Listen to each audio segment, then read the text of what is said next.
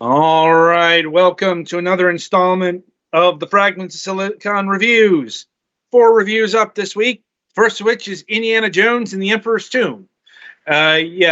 This was selected for a couple of reasons. Not just because there is an Indiana Jones movie coming out at the end of the month.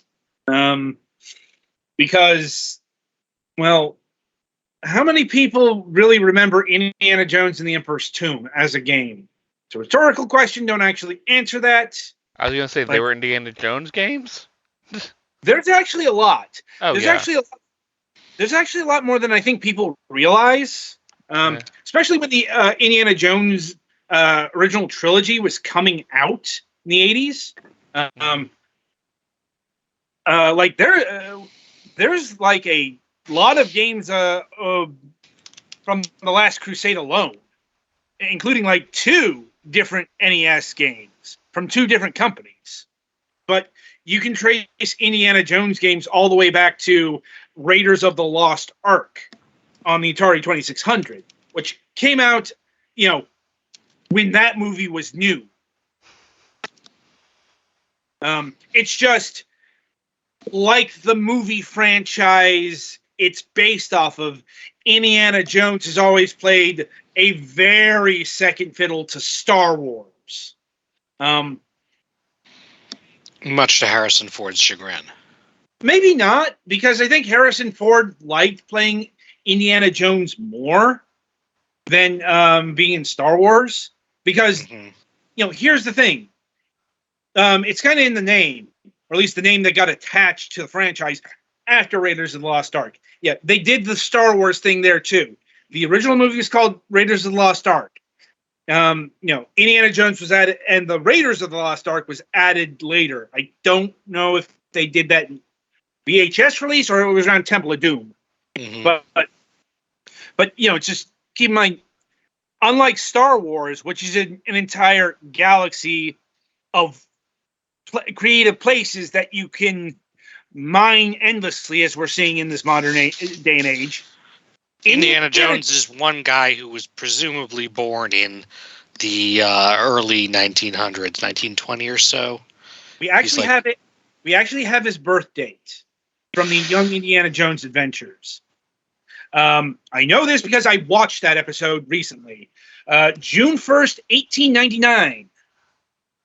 Oh, okay. So he's older than I thought he was. Yeah. But yeah, Indiana Jones is one guy. And I suppose they could make it be more than one guy, but so far any attempts at that have failed miserably. Well, yeah, it's kind of hard when it's called Indiana Jones. Yeah, but Indiana isn't his legal name, so he could have a kid. I was about to. In Kingdom of the Crystal Skulls, he does have a kid. It's just, and this isn't a spoiler, he's dead in Dial of Destiny. This is mainly because Harrison Ford is really insistent that Indiana Jones is based around him. He has actually said in interviews, when I'm gone, he's gone. He doesn't really want to share the franchise. Which they may even respect for a few years. True, but it's also... it didn't help that Mutt Williams was not actually a particularly likable character. Yeah, it's like... And that the attempt of Indiana was the dog's name re-joking. So dog is the kid's name. Failed. Yeah, it's also just a good luck replacing Harrison Ford in that role. Right. I mean, it does happen. Harrison Ford had nothing to do with young Indiana Jones.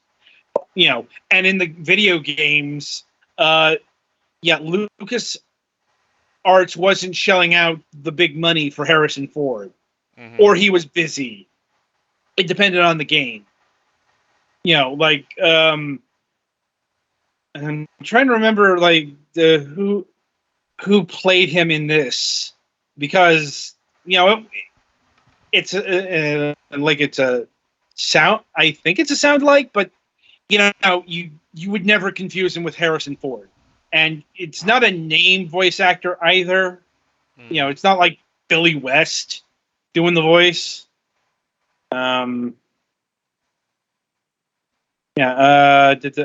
David Esk portrayed him in this game, which is standard fare for at least certainly around 2003. And even if you got Harrison Ford, it's not the get that you think it is. Like, just from around this time period, I think of Tobey Maguire in the original Spider-Man video game, the movie trilogy. You got him, but he sounds so bored and wooden. A sound like probably would have been a better move. And I guarantee you, Harrison Ford would not have been enthused about voicing the character in a video game. Because, he's Harrison Ford. 2003 Harrison Ford at that.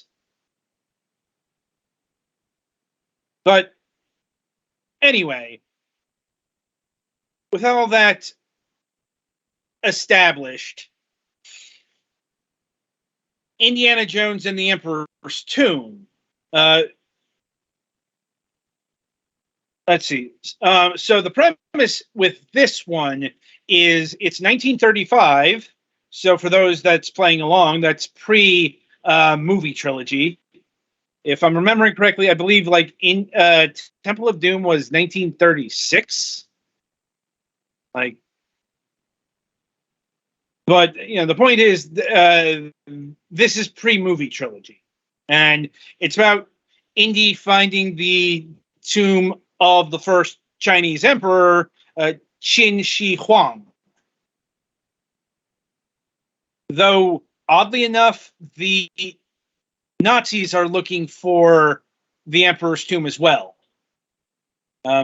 Admittedly, I didn't get far enough to find out exactly why. Presumably another mystical weapon situation here. It's like I didn't really have enough time, as much time as I usually do to play this week's games because we're not E3 season.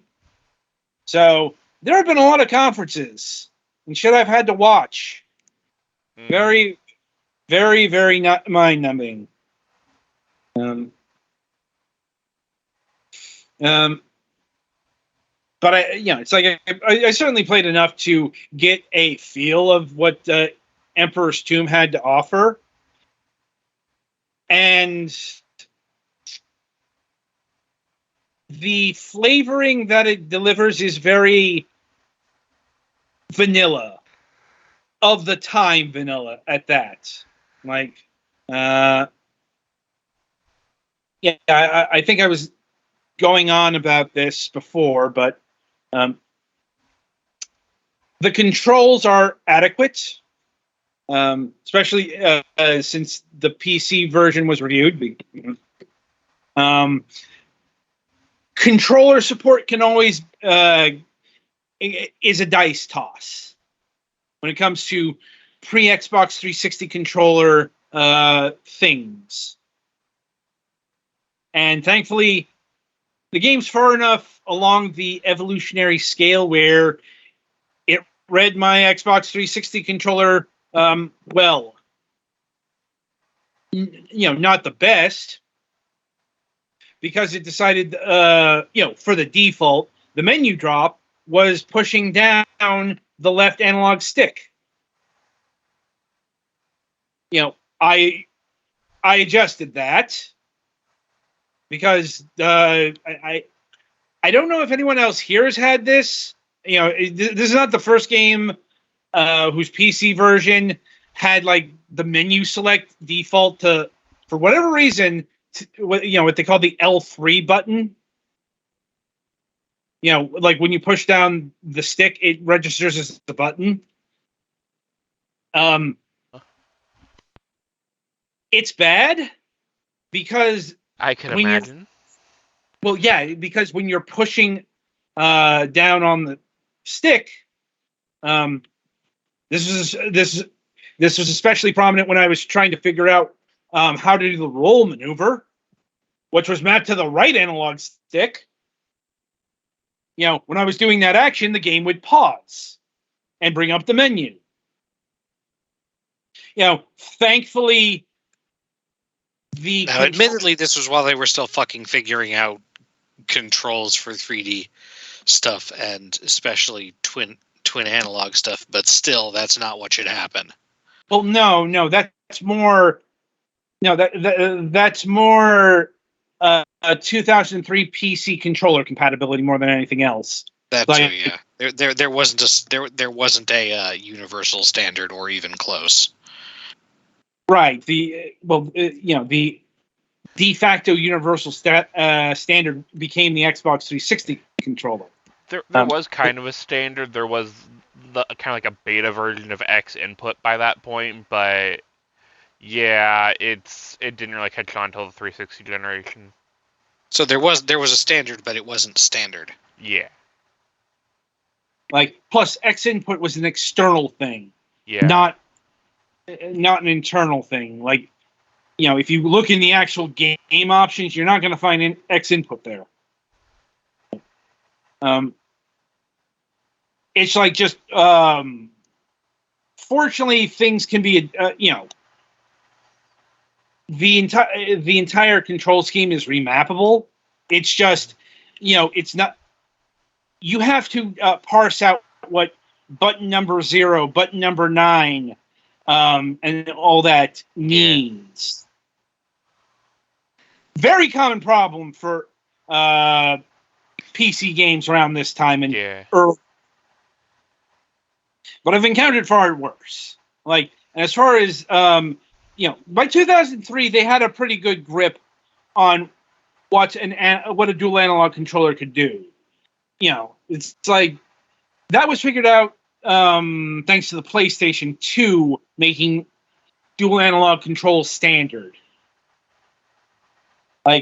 It's just, the actual controls in game are decent, but still have issues. Now, the controls are overall better than the previous game in the Indiana Jones series, the Infernal Machine, because the Infernal Machine came out in 1998, 99, and played a lot more like the PlayStation 1 Tomb Raider games. In fact, that's one of the reasons why the N64 version of Infernal Machine is better, because it has actual analog control. Just one of the problems with the controls in this game is it went too far in the other direction. The actual movement and jumping can be a bit twitchy. So when you're trying to make precision jumps onto narrow spaces, you can overshoot. You can basically tumble off a ledge. That did happen to me. Also worth noting, the camera controls. They're once again decent, but yeah, they're a bit likewise twitchy. You don't camera control is another thing that I feel really got perfected in the Xbox 360 era. Where it's not just second analog stick to control the camera. It's you have the free-flowing movement that an analog stick can enjoy. The 360-degree rotational control that is probably so standard these days that we take it for granted. But otherwise, yeah, it all works well enough. And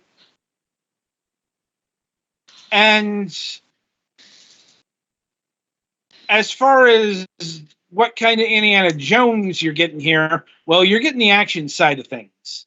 Because it's an action adventure game that was made for consoles.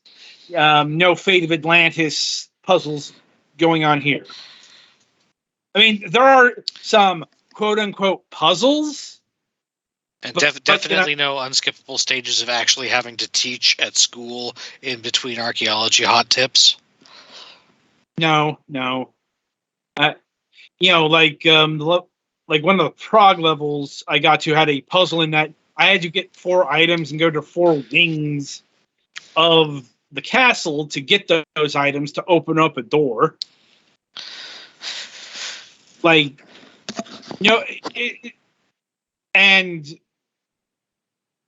there was some switch manipulation kind of puzzles. It's some light puzzle affairs here. But mostly what you're going to be doing is platforming and combat. And it's all very standard. If I'm being honest. Like I said, it's perhaps got the creakiness of 2003 behind it, but for that era, everything here is, it's okay, it's fine, it works. And I think that's a big reason why this game is so forgotten. Because, it's a solid enough adventure for 2003. But that's something that doesn't really generate, a lasting memory.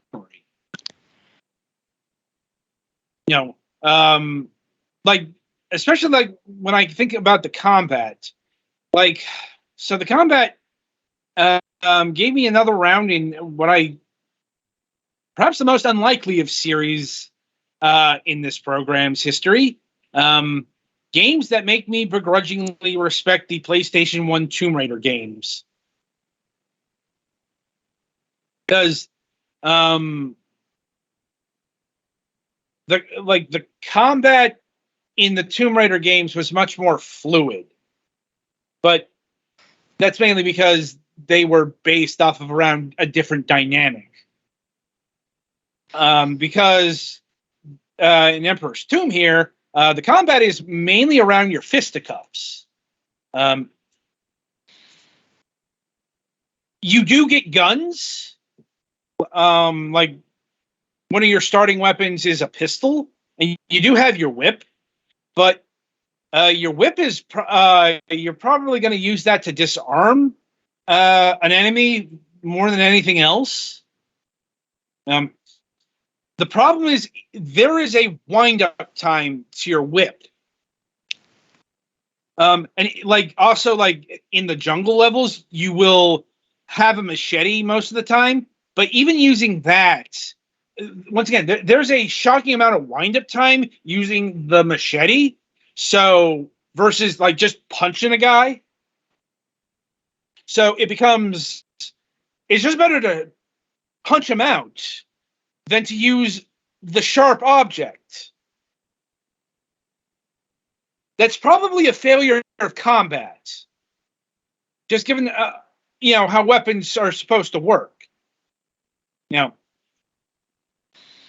as far as guns go, they work, though enemies are a bit spongy. In that, like a pistol, you're going to get 6 shots, but it's going to take about 3 bullets to kill an enemy. So that's another reason why you're probably going to rely on your fists more than anything else, just because of ammo limitations. And that doesn't really change when you get stronger guns. like you'll like some other guns, you'll get a shotgun or machine gun. There are other limitations. Like the shotgun is stronger, but you barely get any bullets for it. Machine gun's faster, but the problem here, problem with the gun combat is canned animations. Like when you shoot a guy, he'll go into a pain state, and you don't want to shoot until he's done with that, because then you'll just waste a bullet. This happened to me a lot. The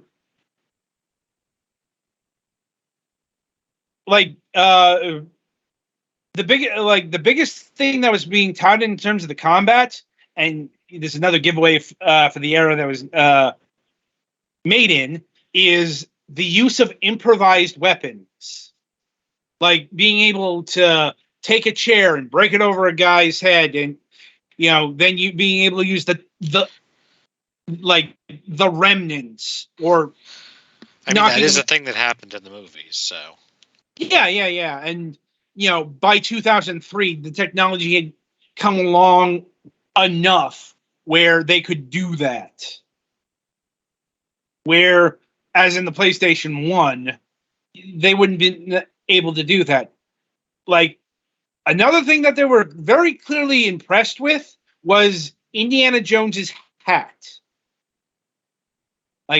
This is one of those things that is a bit strange until you understand how generational leaps work. Because Indiana Jones's hat is removable. Like, if you go for a swim, he'll take... Does he take twice as much damage and not be able to triple jump with his hat off?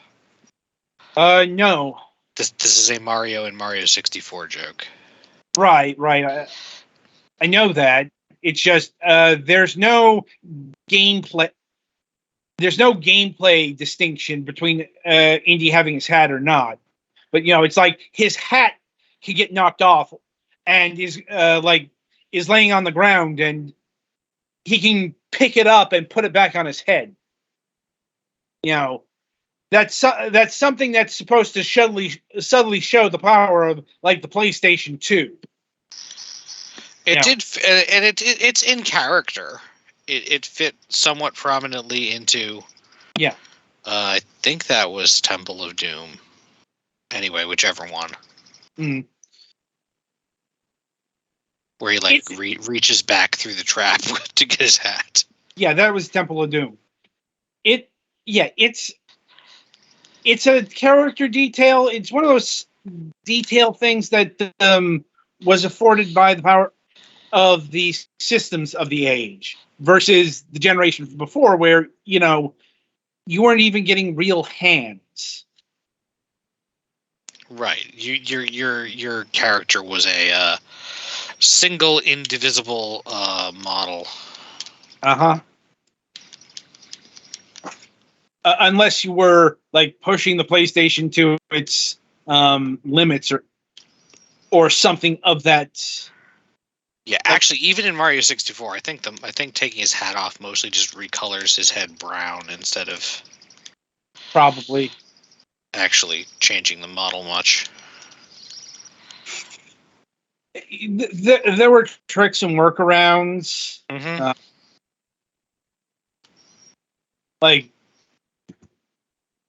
And I know contemporaneous reviews complained about the graphics, like some graphical glitches and such, especially with console versions. That's something I couldn't really get a read on, because a game that's 20 years old. Right, even good graphics from that era would look very antiquated now. Yeah, and it's also given how PC compatibility works. I didn't see any glitch outs, at least nothing that really stood out. But if it was, that might be just, I'm not using the proper version of Windows or something.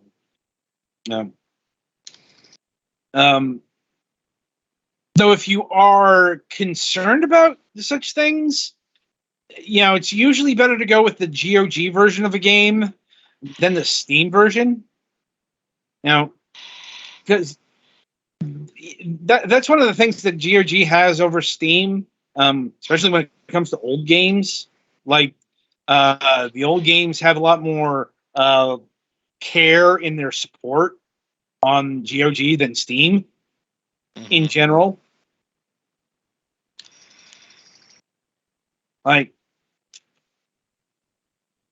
and once again, as far as platforming goes, it's all very standard stuff. I think the big innovation here was, doing a very video gamey thing. Like Indy can use his whip to get across certain areas.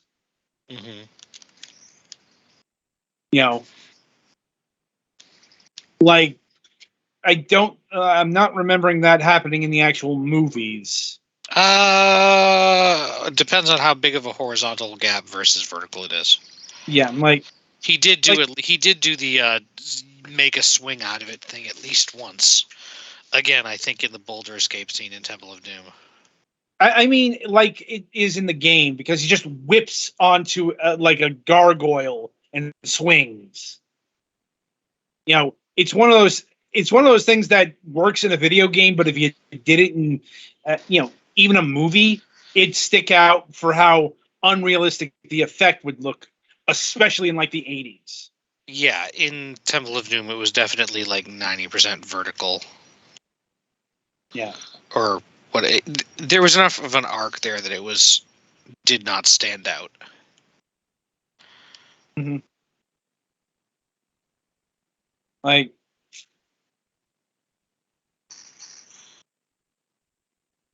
and that's really the summation I have on Emperor's Tomb. It's a perfectly adequate Indiana Jones game, but nothing more than that.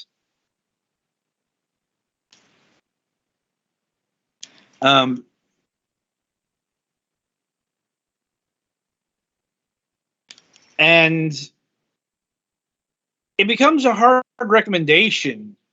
It's just how vanilla it is. And like along the lines of Indiana Jones games that you can get on Steam, I probably would have to recommend.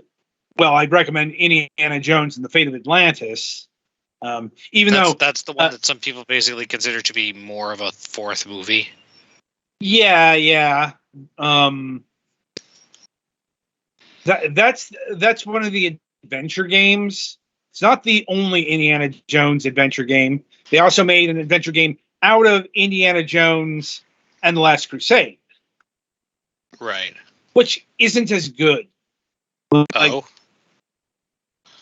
it's a lot clunkier than Fate of Atlantis is. Well, I guess things that are made for it being better make sense. Yeah.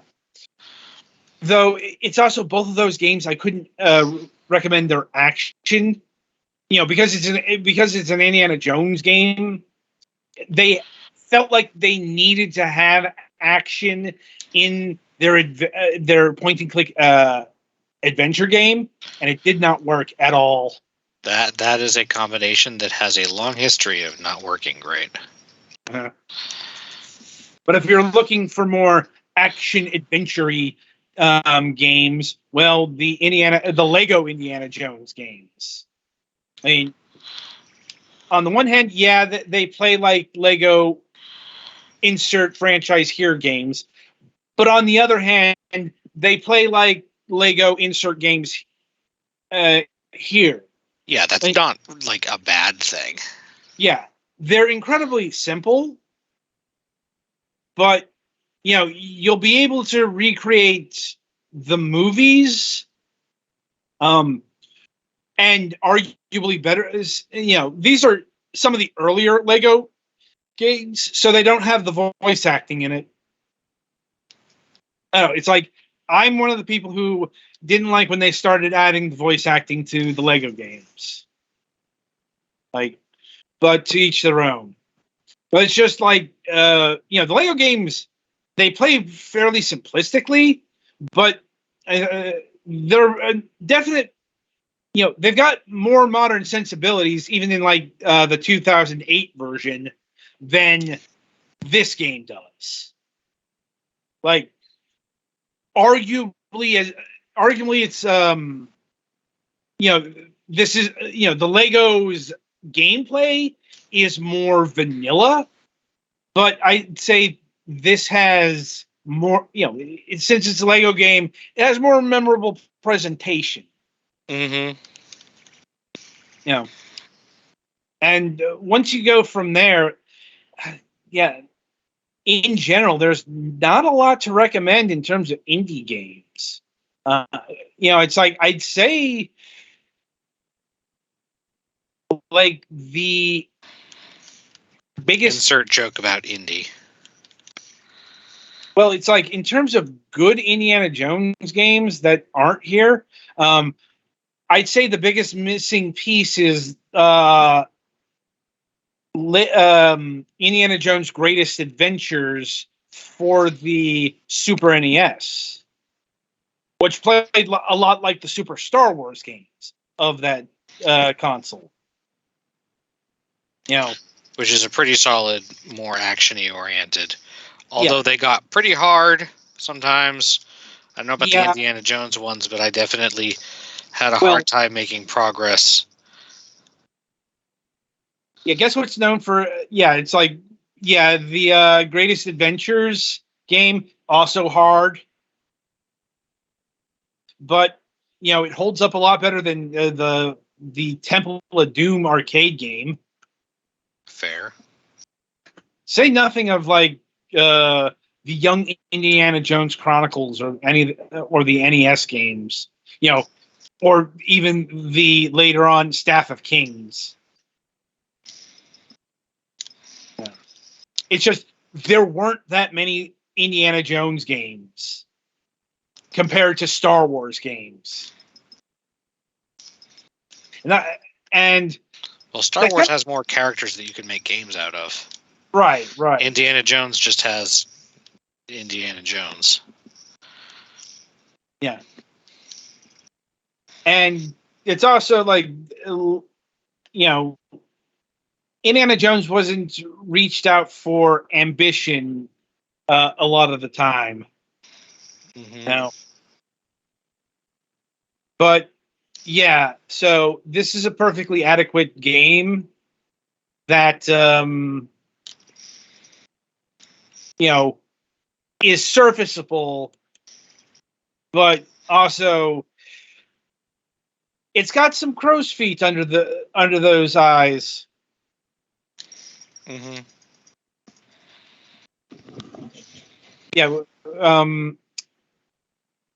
So coming in, though, if you do want to purchase it, coming in on pricing, it is a tidy $5.99, which is a good enough price. Like, I'd probably recommend the Indiana Jones collection.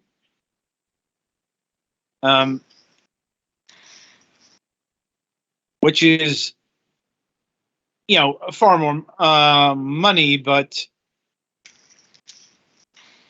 like, I think it's clocking in at $17.96. Yeah, the $17.96. Make sure that's the actual price.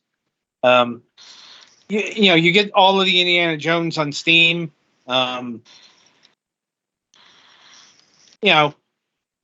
If you're feeling like you want to have an indie fest before the movie comes out, Dial of Destiny, this will be okay, but I'd say go play the Lego games over this. Anyway, so that'll about do it for Indiana Jones and the Emperor's Tomb. Be sure to tune in after the break, as Petty will be reviewing Volley Pals.